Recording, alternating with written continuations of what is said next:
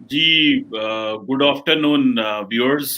12 बज गए और आपको पता है कि जो इम्पोर्टेंट चीज़ मैं आपसे बात करना चाहता हूँ उसके लिए मैंने रिक्वेस्ट की Indian defence analyst colonel Dhanvir साहब को, और वो है कराची स्टॉक एक्सचेंज पे जो हमला हुआ है आज।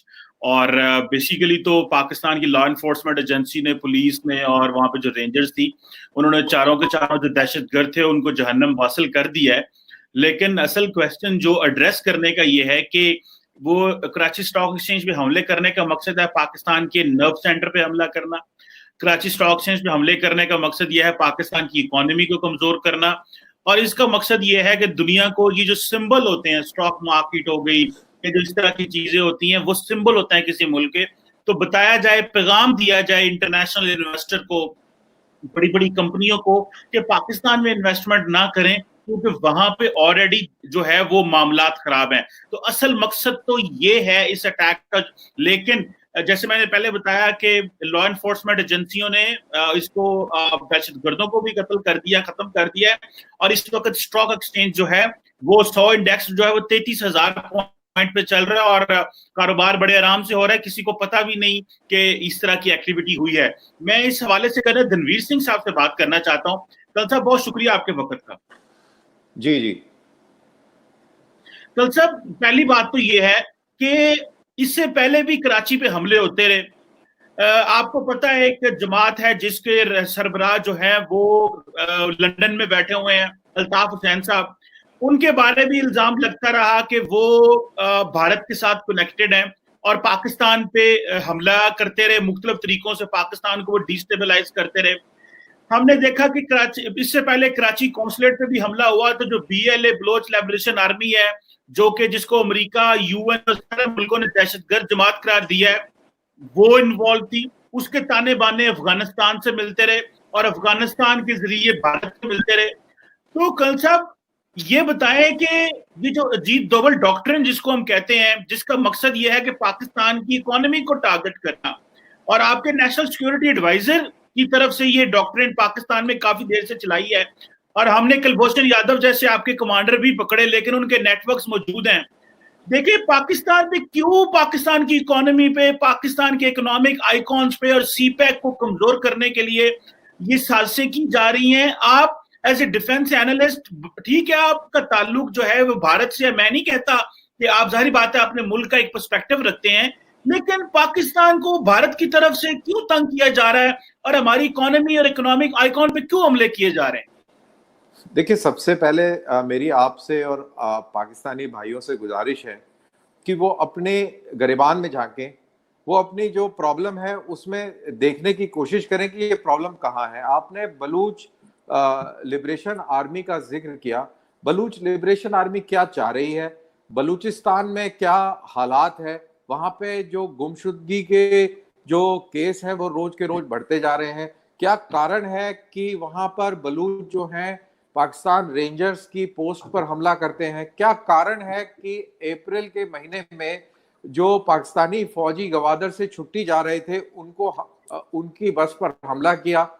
तो ये सारे जो आपको मसाइल हैं इनकी तरफ देखना पड़ेगा कि बलूच आपसे क्यों खफा हैं। और जहां तक हिंदुस्तान का सवाल है, आपने अजीत डोभाल डॉक्ट्रिन के बारे में बताया, जो कि मेरे को नहीं पता कि कौन सी डॉक्ट्रिन है जो आप पढ़ रहे हैं। और हमारा क्या मकसद होगा पाकिस्तान की इकोनॉमी को कमजोर करने का? क्योंकि पाकिस्तान की अगर इकोनॉमी कमजोर होती है, अगर पाकिस्तान का जो एस्टेब्लिशमेंट है अगर कमजोर होता है, तो सबसे बड़ा नुकसान उसका भारत को होता है। क्योंकि अभी जब ये सब चीजें हैं, मौजूद हैं, तब आपके मुल्क के अंदर इतनी सारी दहशतगर्द तंजीमें हैं। जैसा कि अभी यूनाइटेड स्टेट्स की रिपोर्ट में भी आया कि पाकिस्तान जो है बहुत सारी दहशतगर्दी तंजीमों को पनाह दे रहा है, इसीलिए आपको FATF की ग्रे लिस्ट से नहीं हटाया गया। आपके जो मुल्क से जो दहशतगर्द फैलता है वो अफगानिस्तान में जाता है, वो हिंदुस्तान में आता है। तो हम तो आपकी दहशतगर्दी के मारे और सताए लोग हैं। हमारे काफी मासूम लोग जो हैं वो इसका शिकार हुए हैं। तो हमारे ऊपर उंगली लगाना वो गलत बात होगा। कमर चीमा साहब, आपको अपने ही घर के अंदर देखना पड़ेगा और अगर आपको याद हो, हिलरी क्लिंटन ने कहा था कि जो सांप अपने बैकयार्ड में पालते हैं वो सांप खुद को भी काट सकते हैं।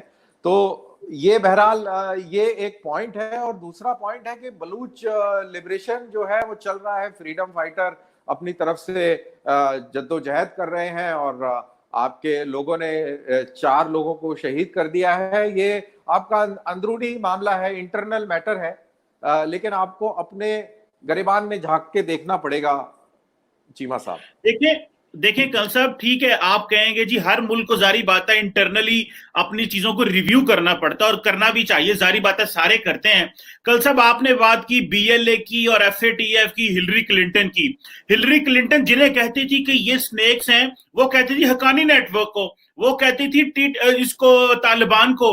तो मुझे बताएं, ये वही तालिबान है जिनको पाकिस्तान ने मदद की इनकी दोहा में उनसे मुज़ाकरात कराने के लिए। ये वही तालिबान है जिनको इसी हकानी नेटवर्क को न्यूयॉर्क टाइम्स फर्स्ट पेज देता है कि जी अपना एडिटोरियल देता है कि अपना आर्टिकल लिखो, खुद उनसे मुज़ाकरात करते हैं हमारी मदद से और बाद में कह देते हैं कि जी आप उसको सपोर्ट करते हैं। एक बात तो मैं आपको ये बता दूं, कल साहब आपने बीएलए की बात की, आपने एफएटीएफ की बात की।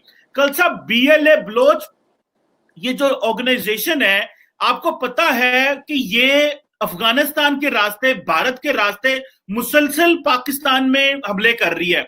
हमने इनका नेटवर्क वहां बलूचिस्तान में तो काफी हद तक खत्म कर दिया और हम बाड़ भी लगा रहे हैं, आपको पता है, पाकिस्तान अफगानिस्तान बॉर्डर के ऊपर, क्योंकि हमें पता है कि अफगानिस्तान एक लॉलेस एरिया है, वहां पे हुकूमत का कंट्रोल तो है नहीं है, तो भारत उसको बहुत ज्यादा इस्तेमाल करता है। जो अजीत डोवल डॉक्टर में जिसकी बात आपको कर रहा था, आप उसमें बता दीजिएगा, वो कहते हैं जी भाई हमें ऑफेंसिव डिफेंस करना है, हमें एनिमी की टेरिटरी में जाके घुस के मारना है। और एक बात भी बता दूं, इसको आपके जो मौजूदा सीडीएस हैं, chief of defence staff general Bipin Rawat, इसे एक नॉन कॉन्टैक्ट वॉरफेयर की बात की थी। वो नॉन कॉन्टैक्ट वॉरफेयर ये है कि लड़ाई खुद नहीं लड़नी, लेकिन अगले की इकोनॉमी को, उनके नर्व सिस्टम को, उनके कॉन्फिडेंस को, वहां का पॉलिटिकल एंड इकोनॉमिक एनवायरनमेंट को शेक कर दो। ये नॉन कॉन्टैक्ट वॉरफेयर है। ये मुझे बताएं, आपके आर्मी चीफ और आपके सीडीएस ऑन रिकॉर्ड कह रहे हैं, नॉन कॉन्टैक्ट वॉरफेयर की बात कर रहे हैं कि उनकी इकोनॉमी को टारगेट करना है। तो ये जो हमला कराची में हुआ है, ये इकोनॉमी को अटैक करना नहीं है तो और क्या? और आपकी आर्मी चीफ खुद कह रहे हैं इसको। देखिए, इकोनॉमी को बिल्कुल हमला किया है बलूच फ्रीडम फाइटर्स ने। और आप ये देखिए कि बलूच क्या कहता है। बलूच कहता है कि मेरे पास जो कुदरती वसाइल है, मैं सबसे धनी इलाका है पाकिस्तान का, और जो गुर्बत है वो सबसे ज्यादा है। हमारे जो वसाइल हैं उनको जो पंजाबी आर्मी है वो उसको पूरा खींच लेती है और हमारे लिए कुछ नहीं छोड़ती। अब वो चीनियों को लेके आ गए हैं और हमारी लैंड का एक्सप्लॉयटेशन कर रहे हैं। ये बलूच लोगों का एक नैरेटिव है। तो ये एक अंडरलाइन है, ये आपको देखना पड़ेगा। और इसीलिए मेरे को ऐसा लगता है कि ये शायद जो काम है ये बलूचों का ही होगा। लेकिन आप अफगानिस्तान और आपके जो फ्रंटियर इलाके हैं, जो वहां के पठान हैं, वो भी नाखुश हैं पीटीएम के हवाले से। तो उनकी तरफ से भी कोई इस प्रकार की कार्रवाई हो सकती है। मेरे ख्याल से अभी तक आपकी किसी भी एजेंसी ने इस चीज की तस्दीक नहीं करी है कि ये हमलावर कौन सी तंजीम के हैं। मैं अभी आपका डॉन न्यूज़पेपर की ब्रेकिंग पढ़ रहा था, तो उन्होंने भी इनको दहशतगर्द नहीं बोला है, अटैकर बोला है। तो अभी पूरी क्लैरिटी पाकिस्तान की तरफ से आनी है, तब वो पता लगेगा। अब जहां तक आपने नॉन कॉन्टैक्ट वॉरफेयर की बात करी, बिल्कुल सही है। मैं हिंदुस्तान का सिपाही हूं और मैं बिल्कुल वही बात, बिल्कुल एकदम इसको मैं मानता हूं। ये हम बहुत सालों से कहते आ रहे हैं और ये अच्छी बात है कि अब वाली जो सरकार है ये इस चीज को समझती है और ये इस चीज को प्रोग्रेस कर रही है।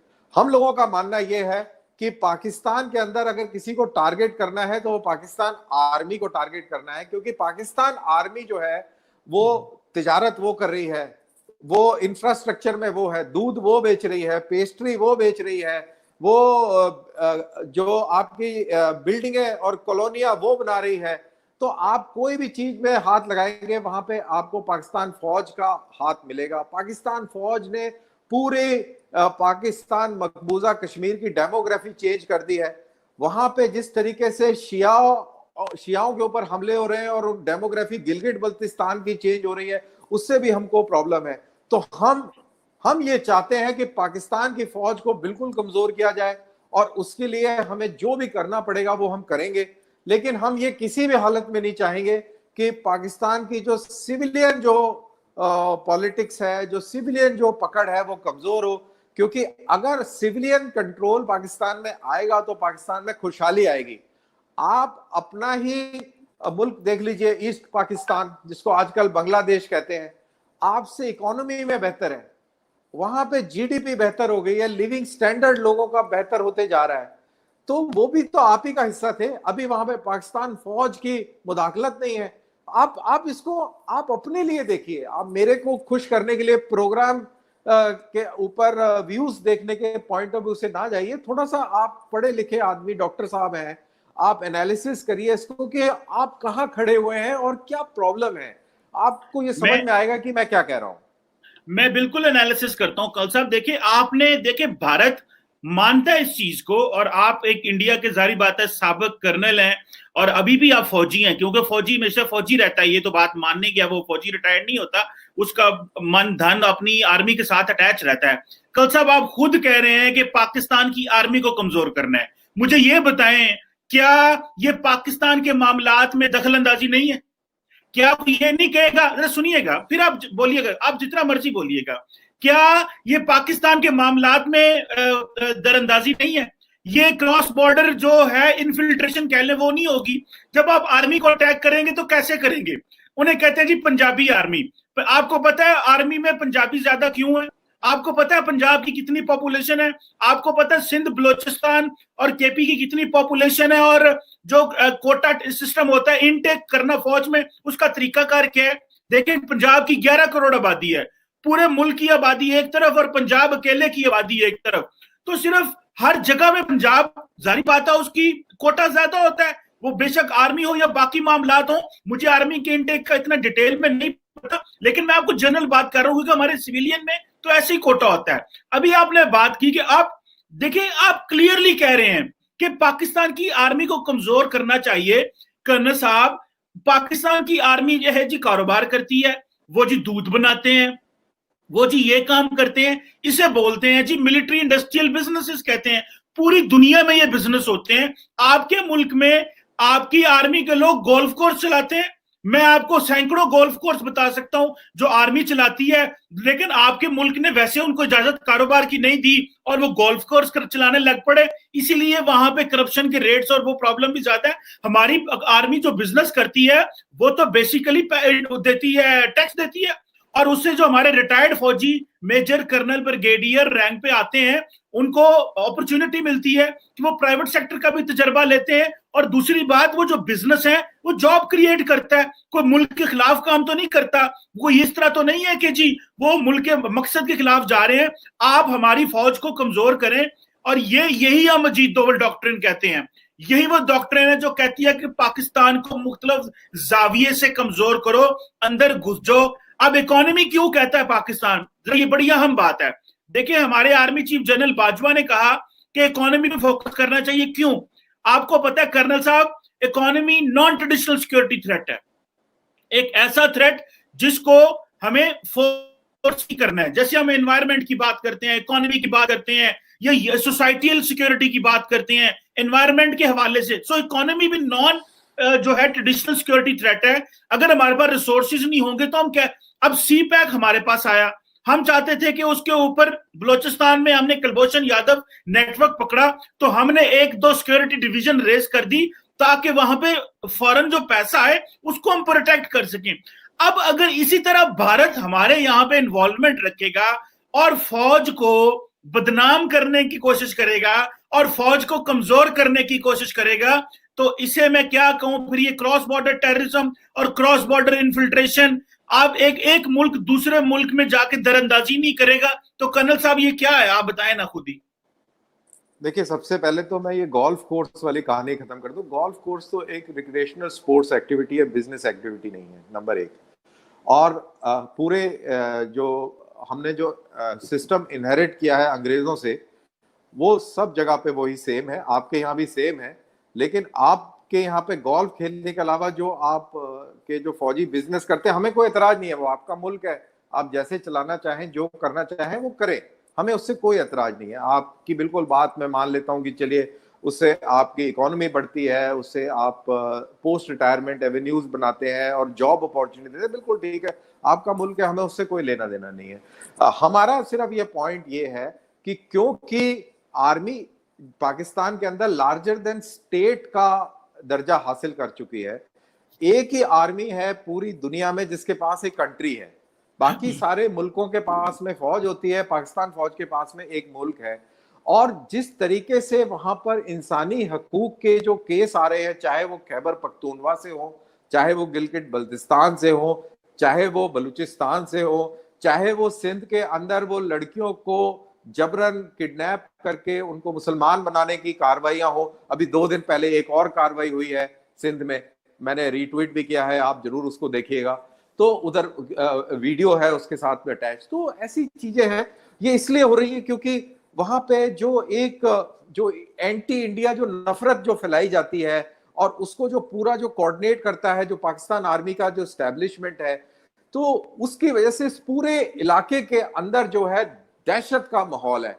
तो जब हम कहते हैं कि पाकिस्तान आर्मी को कमजोर किया जाए, तो वो उसका जो ये जो जज्बा है जिससे कि वो दहशतगर्दी पूरे इलाके में फैला रहा है और अपने गरीब मजलूम लोगों पे ऊपर जो जुल्म सितम कर रहा है, उसको रोकने का है। जहां तक हमारा सवाल है कि हम इन्फिल्ट्रेट करके आपके मुल्क में जाके पाकिस्तान की फौज को टारगेट करेंगे, ऐसा हम बिल्कुल नहीं करेंगे, ऐसा हमें करने की कोई जरूरत नहीं है। हम लाइन ऑफ कंट्रोल पर ही पाकिस्तान की फौज का मुकाबला करेंगे और वहीं पर ही उसको मुंह तोड़ जवाब देंगे और उधर से ही कमजोर करेंगे। हमें आपके मुल्क में जाने की ना कोई इच्छा है, ना हम जाते हैं, ना ये हमारी डॉक्ट्रिन है।